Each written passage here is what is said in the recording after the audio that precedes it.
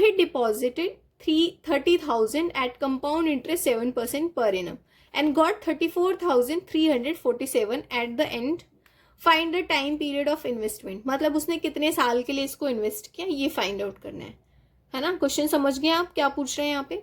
हमें प्रिंसिपल भी गिवन है, अमाउंट भी गिवन है, रेट भी गिवन है, बस टाइम बताना है कि कितने टाइम्स में, कितने ईयर में 30,000 से 34,347 हुआ. आई होप समझ में. अब इसको करके देखते हैं. सबसे पहले लिखो जो गिवन है. हमें क्वेश्चन में जो गिवन होता है वो लिखना बहुत जरूरी है. प्रिंसिपल क्या गिवन है हमें, 30,000, राइट. अमाउंट क्या गिवन है, 34,347, ठीक है, इतना गिवन है. रेट क्या गिवन है यहाँ पे, 7%. टाइम गिवन है क्या, नहीं, टाइम हमें गिवन नहीं है. बट आपको ध्यान रखना है कि जो फॉर्मूला है वही लगेगा. अमाउंट हमने पढ़ा क्या है formula, amount equals to P into 1 plus R upon में 100 की पावर n. n तो गिवन नहीं है तो n ही तो हमें फाइंड आउट करना है. तो क्या करेंगे यहाँ पे, अमाउंट की जगह अमाउंट लिखो 34,347 इक्वल्स टू प्रिंसिपल की जगह 30,000, ठीक है. 1 प्लस R क्या है, 7 अपॉन में 100 की पावर n. n हमें नहीं पता.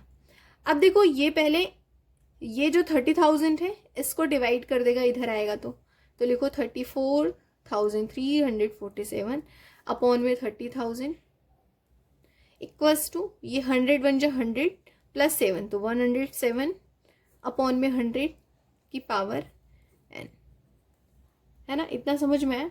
अब जो डिवाइड हो रहा है उसको इसमें डिवाइड कर लो. देखो 3 1 जा 3 होता है एंड यहाँ पे 3 1 जा 3, 3 1 जा 3 और ये हो जाएगा 3 4 जा 12, 3 4 जा 12, 3 9 जा 27. दैट मीन्स इतना आएगा ये, और ये 100. अब कितना बचा हमें, यहाँ लिखो 11449 अपॉन में 100 इक्वल्स टू 107 एंड 100. पावर हमें क्या है, नहीं पता है. अब ध्यान से देखना, यहाँ पे 2 0 है और यहाँ पे 4 0 हो गया. हमेशा स्क्वायर में जो होता है वो 0 डबल हो जाता है. 2 0 से यहाँ पे 4 0 हो गया. दैट मीन्स कि इसका स्क्वायर हुआ होगा, है ना. तो यहाँ पे पावर अगर 2 हुई तो ऊपर भी पावर 2 होगी. इससे हमें क्या पता चल रहा है कि टाइम जो है वो 2 साल का है. हमेशा ध्यान रखो पावर 0 तभी डबल होता है. 2 0 है 4 0 हो जाएगा, 4 0 है तो 8 हो जाएगा, 1 0 है तो 2 हो जाएगा. तो दैट मीन्स अगर नीचे स्क्वायर हुआ तो ऊपर भी हुआ होगा. तो इससे हमें क्या कंक्लूड होता है, 107 अपॉन में 100 की पावर 2 है.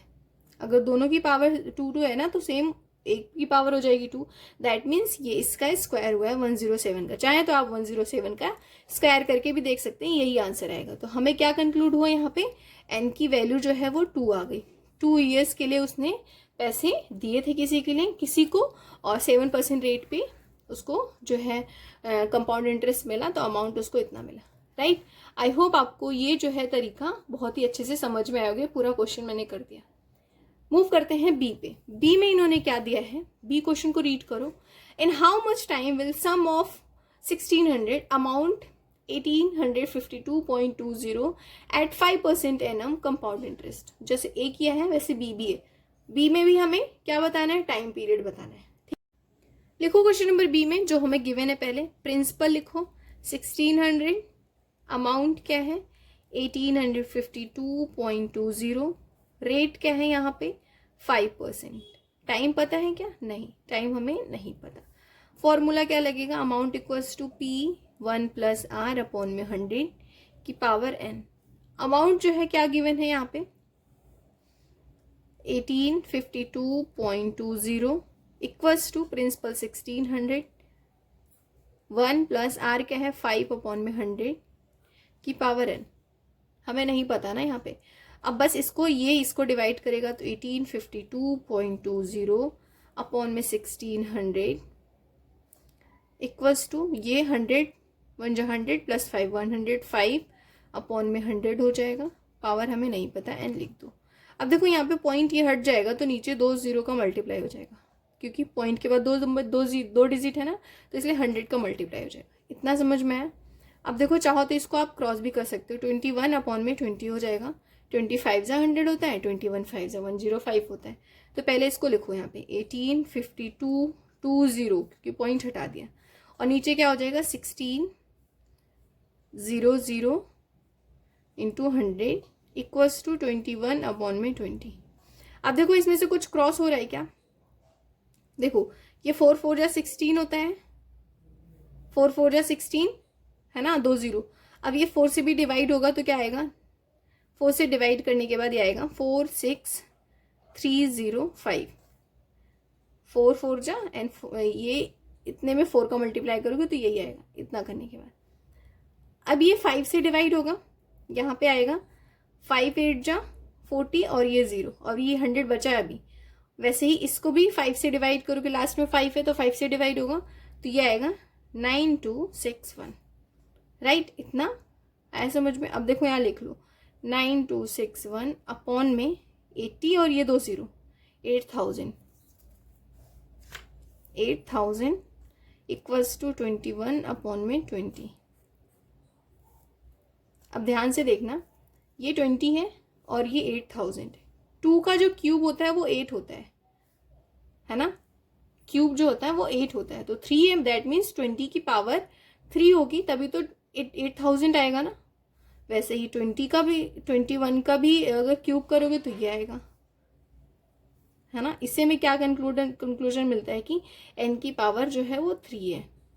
n की पावर मतलब जो टाइम पीरियड है वो 3 ईयर्स है ना। तो यहाँ पे सिंपली लिख दो 21 अपॉन 20 की पावर 3 करोगे तो आएगा आंसर 9261 अपॉन में 8000। ठीक है, आई होप आपको ये क्वेश्चन बहुत ही अच्छे से समझ में आया होगा, इतना पूरा, है ना। जस्ट हमें एक से पता करना है यहाँ पे कि कैसे हुआ होगा। ठीक है,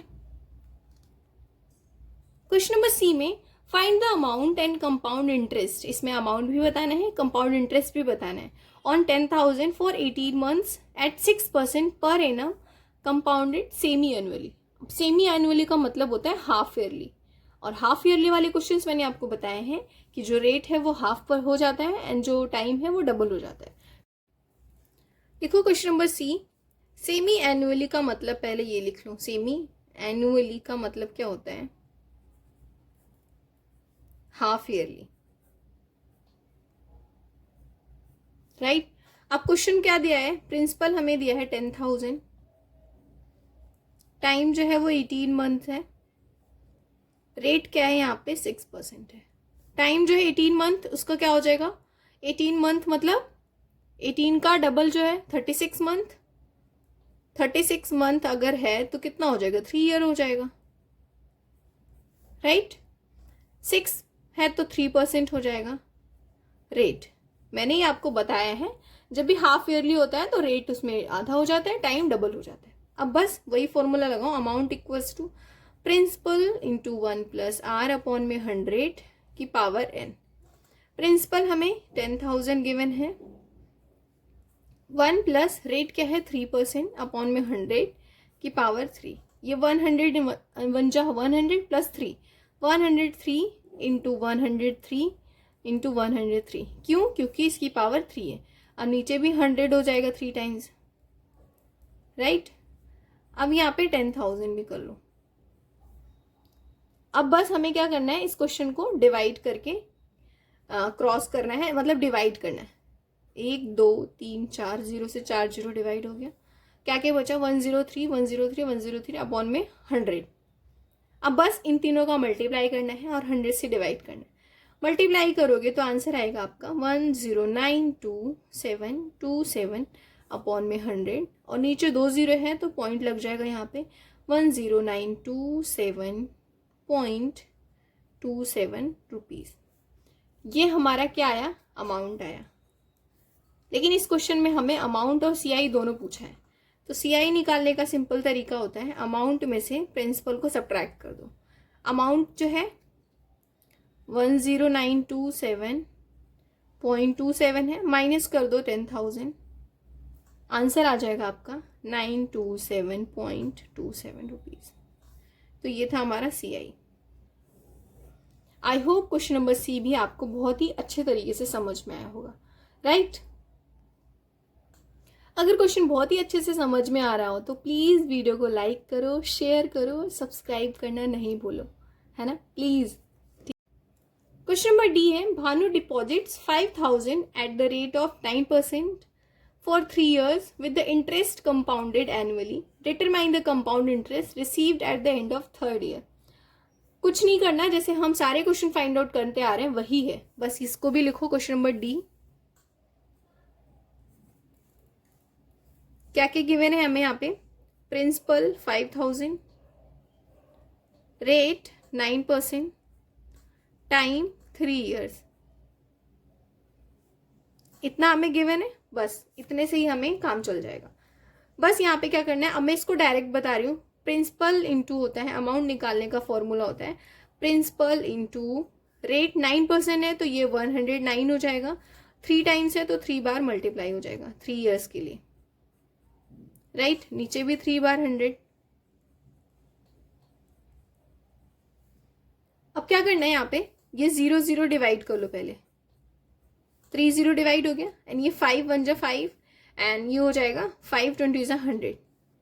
अब क्या बचा यहाँ पे, 200 बचा, एक 0 और ये 20, तो यहाँ पे लिखो आंसर में क्या आ जाएगा, 109 इंटू 109 इंटू 109 अपॉन में 200, राइट? अब इन तीनों का मल्टीप्लाई करके करोगे तो ये आंसर आ जाएगा, मैंने करके रखा है 1295029 डिवाइड बाई 200। इसको डिवाइड करने के बाद आपका आंसर आएगा 6475.145, क्योंकि ये 200 से डिवाइड भी करोगे ना तो बस इतना आंसर आ जाएगा। अब इस क्वेश्चन में उसने हमें अमाउंट पूछा भी है और सीआई भी पूछा है, तो सीआई फॉर्मूला क्या होता है, अमाउंट माइनस प्रिंसिपल। इसमें से इसको सब्ट्रैक्ट करोगे तो सिंपल आ जाएगा आपका 1,475.145 रुपीज। बस क्वेश्चन नंबर डी में यही करना था। आई होप आप सबको समझ में आया होगा।